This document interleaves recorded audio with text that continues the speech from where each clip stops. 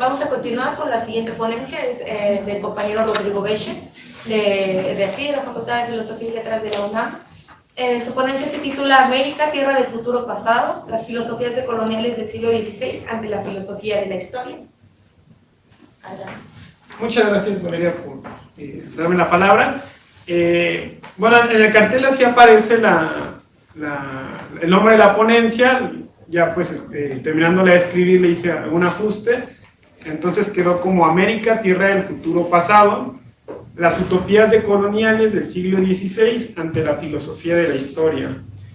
Y bueno, digamos, aquí lo que yo traté de hacer y de cómo surgió la propuesta de ponencia fue que yo estaba estudiando por mi investigación de la tesis la idea de la totalidad, en un apartado de la totalidad muy importante para el marxismo, para Hegel, pero sobre todo a mí me interesaba estudiar la idea de la totalidad incompleta que plantea Bloch, ¿no? Ernst Bloch, que es muy similar para quienes están familiarizados con la idea de la totalidad incompleta en Dussel, solo que en Dussel está planteada en términos antropológicos, ¿no? Y en Bloch en términos temporales, ¿no? La idea de la utopía, ¿no? Entonces, justo leyendo yo a Hegel, me encontré con una idea bastante sugerente, que es la que les voy a compartir, ¿no? En sus lecciones sobre la filosofía y la historia universal, Hegel, no sin un tono eurocéntrico, capta con precisión las consecuencias de la conquista de América. Y ahí lo cito. La conquista del país señaló la ruina de su cultura, de la cual conservamos noticias, pero se reducen a hacernos saber que se trataba de una cultura natural, que había de perecer tan pronto como el espíritu se acercara a ella. Continúo. La causa de su derrota, agrega Hegel, radicó en la débil constitución del habitante del continente y su falta de caballo y hierro para defenderse. De una manera sorpresiva, sin embargo, hacia el final del apartado sobre el Nuevo Mundo en sus lecciones, Hegel reconoce la negación ontológica de América por parte de Europa, pero a la vez señala una vía para que eso cambie, incluso le otorga un estatus privilegiado. Sí.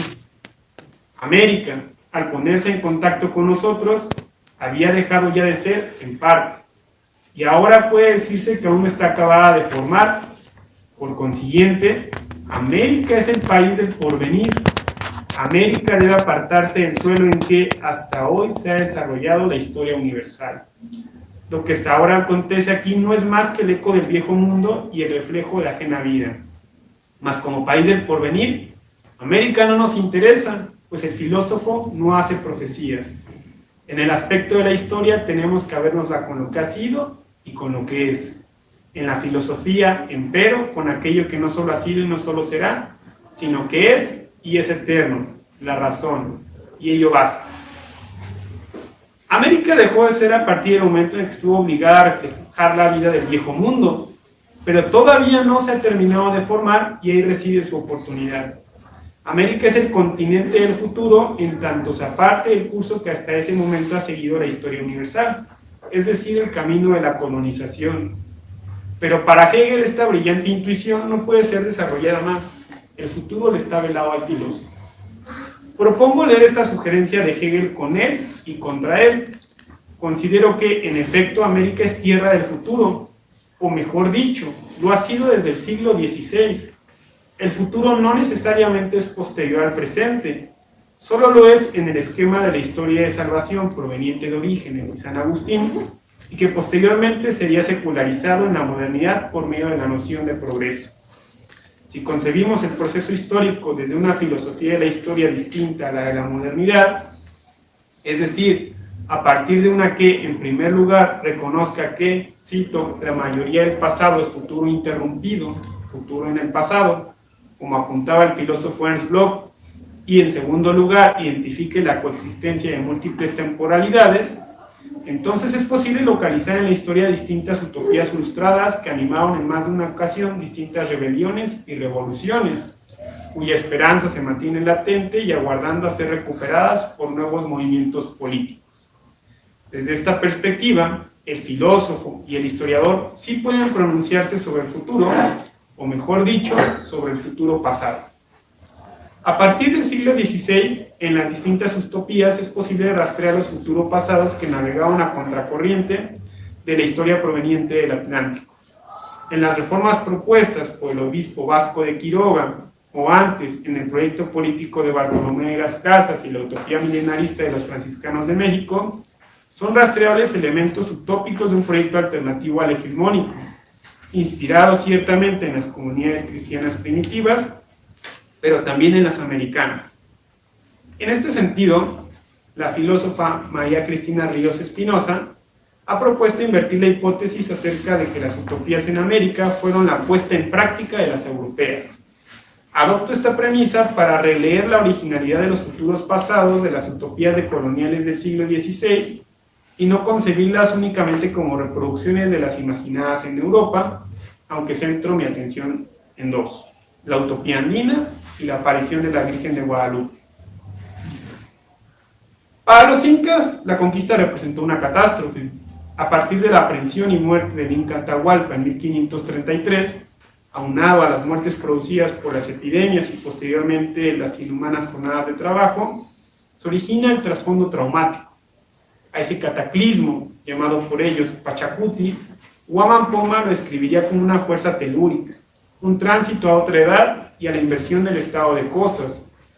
En medio de ese desesperanzador estado de cosas, emergió la idea del regreso del Inca. Y aquí cito a Alberto Flores Galindo. No se trató de una respuesta mecánica a la dominación colonial. En la memoria, previamente, se reconstruyó el pasado andino y se lo transformó para convertirlo en una alternativa al presente. Este es un rasgo distintivo de la utopía andina. La ciudad ideal no queda fuera de la historia o remotamente al inicio de los tiempos. Por el contrario, es un acontecimiento histórico. Ha existido, tiene un nombre, el Tahuantinsuyo, unos gobernantes, los incas, una capital, el Cusco. El contenido que guarda esta construcción ha sido cambiado para imaginar un reino sin hambre, sin explotación y donde los hombres andinos vuelven a gobernar. El fin del desorden y la oscuridad. Inca significa idea o principio ordenador. Continúo. En el cruce de la memoria con la imaginación de los indios hallaron un mecanismo que les sirvió para conservar su identidad frente a la dominación y así plantear una alternativa a la sociedad colonial. Ese proceso, sin embargo, no aconteció al margen de las ideas milenaristas que trajeron consigo los españoles. Sin negar el carácter impositivo de la conquista espiritual, acontecida en paralelo y no exenta de tensiones y jaloneos de la militar, la utopía andina se nutriría de la evangelización y las ideas cristianas. No es que los vencidos integraran todas las tendencias del cristianismo a su utopía, sino que sintieron predisposición por sus aspectos liberadores. En este sentido, Alberto Flores Galindo registra la historia conflictiva de la utopía andina.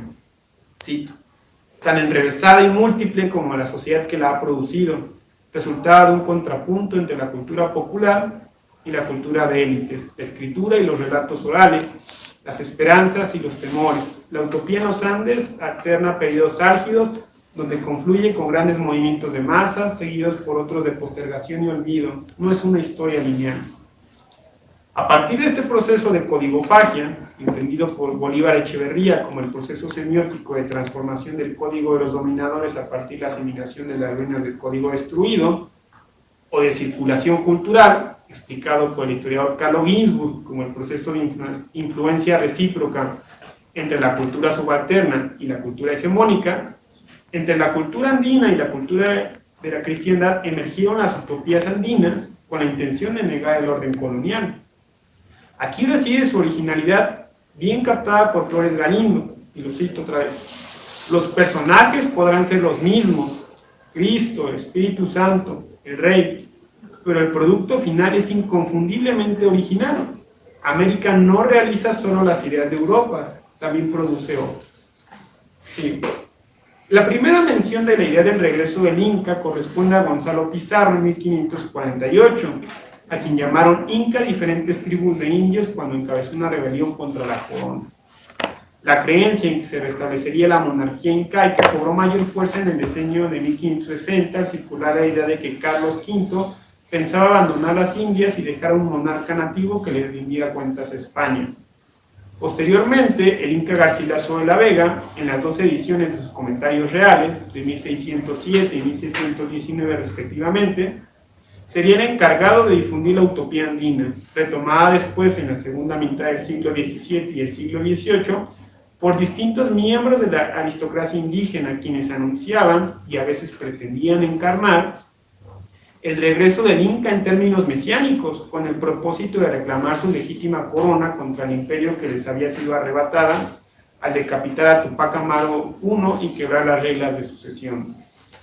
Lo que me interesa destacar es que la utopía andina expresaba un régimen de historicidad, definido por François Hartog como la compleja articulación en una sociedad de pasado, presente y futuro, distinto al dominante.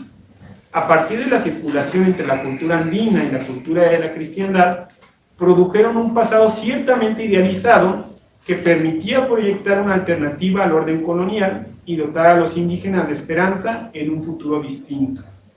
En resumen, las distintas utopías andinas expresaban tanto la contemporaneidad o asincronicidad de las comunidades indígenas en relación con la temporalidad de la cristiandad, como la producción de otros futuros distintos al hegemónico, que, a pesar de mantenerse frustrados en su realización, nunca dejarían de irradiar esperanza. Casi al inicio de su obra Buscando un Inca, el historiador peruano afirma que el equivalente en la memoria de la utopía andina en México lo ha sido la Virgen de Guadalupe. Así que exploremos esta otra utopía decolonial del siglo XVI. La devoción a la Virgen de Guadalupe en Nueva España tiene sus antecedentes en la que existió en el convento y santuario de Guadalupe, ubicado en la provincia de Cáceres de la Extremadura. Los conquistadores trajeron consigo su culto a la Virgen y lo instauraron en Nueva España. Aquí la conquista espiritual inició con la llegada en 1523 de los primeros misioneros franciscanos, también llamados 12 apóstoles. Ellos relacionaron la historia indígena con la europea, con la intención de que no hubiera una ruptura cultural tan abrupta. En este sentido, su estrategia consistió en aproximar a la Virgen María a las divinidades femeninas indígenas, su calendario ceremonial y lugar de devoción. De acuerdo con lo referido por Fray Bernardino de Sahagún, ya en 1521 había iniciado la veneración a la Virgen de Guadalupe en el santuario del Tepeyac, donde originalmente había una devoción a la diosa Tonantzin Cihuacóatl. Si los cristianos veían en Cihuacóatl, madre de todos los humanos en la religión azteca, y Coatlicue, madre virginal del dios Huitzilopochtli, rasgos de la Virgen María, por su parte los aztecas encontraban en la Virgen María aspectos de sus respectivas deidades. La principal fuente de la historia del acontecimiento guadalupano es el Nican Mocoa, escrito en el siglo XVI, en náhuatl por Antonio Valeriano, alumno de filosofía y latín, colaborador de Fray Bernardino de Sahagún, y que fue publicado en 1649 por Lazo de la Vega. De acuerdo con el Nican Mocoa, la veneración a la Virgen María habría aparecido 10 años después de la conquista en el Tepeyac, debido a las 4 apariciones de la Virgen, del 9 al 12 de diciembre de 1531, a un indio de nombre Juan Diego. Veamos brevemente el contenido de la narración. 10 años después de la conquista de México, un indio de nombre Juan Diego iba de camino a la iglesia de Tlatelolco. Al pasar por la colina del Tepeyac se le apareció la Virgen, quien le dijo que fuera con el obispo Juan de Zumárraga para comentarle lo sucedido, pues ella quería que en el Tepeyac le construyeran una iglesia. Sin embargo, el obispo de México no le creyó. Cuando finalizaba el día, volvió al cerro y nuevamente se encontró con la Virgen. Le explicó la incredulidad del obispo, pero ella le pidió que volviera a insistirle. El indio hizo lo que le pidió la Madre de Cristo, aunque Zumárraga le solicitó alguna prueba de la veracidad de su relato. Regresó con la Virgen y ella le ordenó que volviera al día siguiente por la señal pedida. No obstante, no pudo volver, ya que su tío Bernardino se había enfermado y lo había ido a visitar. En la noche salió a buscar un médico para su tío, y aunque trató de evitar encontrarse con la Virgen, ella se le acercó y le pidió que confiara. Ella había curado a su tío. Lo mandó a recoger flores que se supone no podían crecer por ser época de frío, y le solicitó que se las llevara al obispo. Cuando le mostró al obispo las flores, se apareció de repente la amada imagen de la perfecta Virgen Santa María, Madre de Dios, dice el relato, ¿no? Y todos la admiraron y se arrodillaron. Después Juan Diego regresó con su tío y este le dijo que también se le había aparecido la Virgen María, y le reveló que su nombre era la Perfecta Virgen Santa María de Guadalupe. Finalmente se construyó la iglesia en el Tepeyac y Zumárraga se encargó de llevar la imagen. Lo que quiero destacar no es el debate sobre la historicidad del acontecimiento guadalupano, sobre lo cual se ha escrito bastante, está el texto de O'Gorman, ¿no?, de Destierro de Sombras, sino su significado para los indígenas, específicamente cómo el mensaje teológico resignificó la situación histórica de Nueva España. Al respecto quiero indicar dos cosas. En primer lugar, la circulación cultural que expresa el relato entre la cultura indígena y la española. Y ahí cito a Richard Neville, que es en quien me basé. La forma y el contenido se compenetran entre sí, lo cristiano se hace mexicano, lo mexicano se vuelve cristiano. Continúo. La formulación recoge ideas cristianas, pero las presenta de una manera original al mezclarlas con la cultura indígena. No es la mera reproducción de los relatos de aparición de la Virgen en Extremadura. Al igual que con la utopía andina, en segundo lugar, en la imagen de la Virgen de Guadalupe encontramos un régimen de historicidad alternativo, con un pasado idealizado que servía para identificar a los indígenas oprimidos y brindarles la esperanza en un futuro distinto. Es verdad que por momentos los dominadores han usado la devoción a la Virgen en un sentido contrario, pero la figura de María ha servido también para que los oprimidos dignifiquen su existencia. Ya en su oración aparecida en el Evangelio de Lucas, conocida como el Magnificat, encontramos una crítica contra los poderosos y ricos, mientras que los humildes y hambrientos son encumbrados. Como hemos visto, el Nícar Mocúa narra la aparición de la Virgen, no a un español, sino al Macehual Juan Diego, representante de todos los indígenas excluidos y explotados. Y aquí cito a Richard Neville. Macehual tiene un significado socioeconómico y designa al hombre indio pobre, de la clase social baja de la población de la Nueva España, estimado como inferior por el europeo. En el lenguaje simbólico mítico, con la expresión Macehual Juan Diego no se designa solo a un indio cualquiera. Él representa a todos los pobres del pasado, del presente y del futuro. Cierro cita.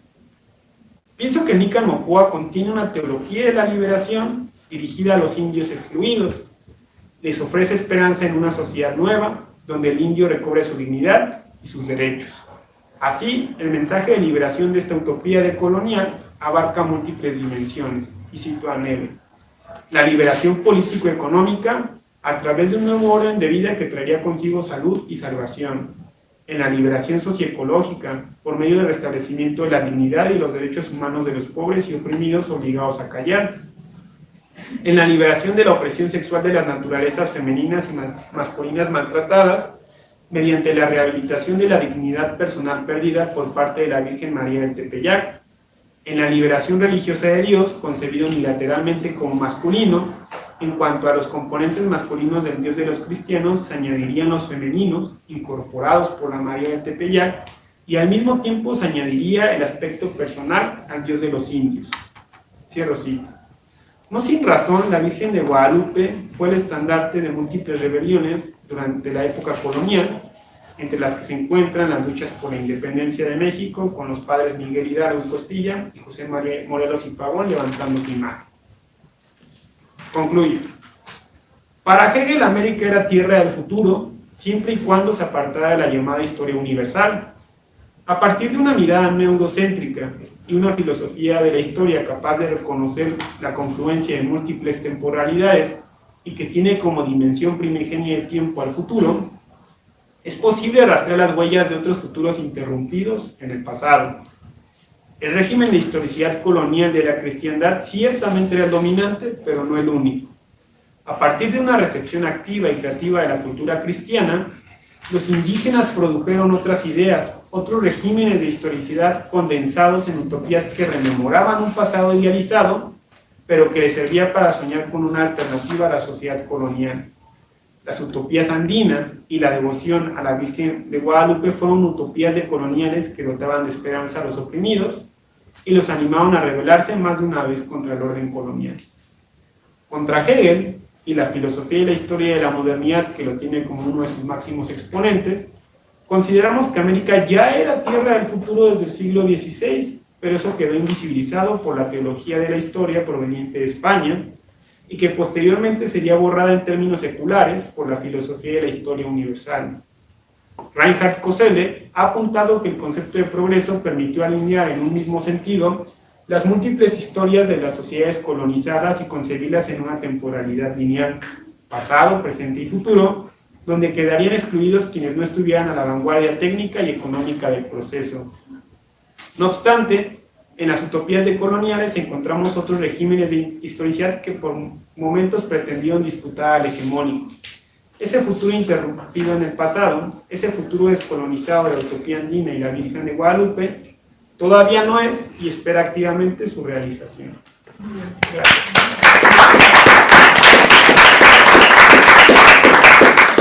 Gracias, Rodrigo. Una exposición muy interesante, muy esperanzadora también, llena de futuro creado en espacios que se habían pensado llenos de imposición, ¿no? O solo con imposición.